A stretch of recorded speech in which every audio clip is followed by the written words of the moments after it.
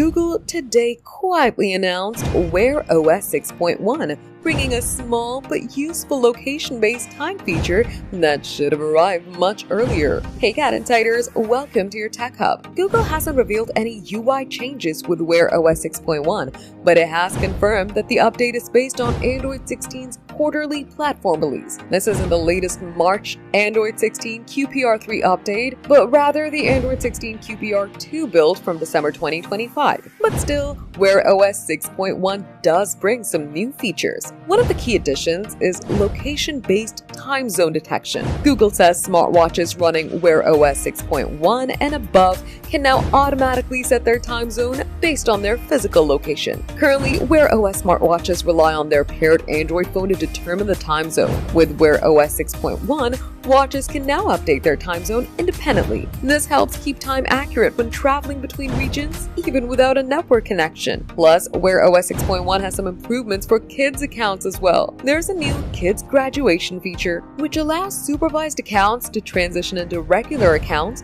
once the user reaches the appropriate age. Re-authentication support also got attention. If a user's credentials became invalid if they changed their password, they can now re-verify their Google account directly on the watch or through the companion app without needing to factory reset the device. Google hasn't rolled out Wear OS 6.1 to any smartwatches yet.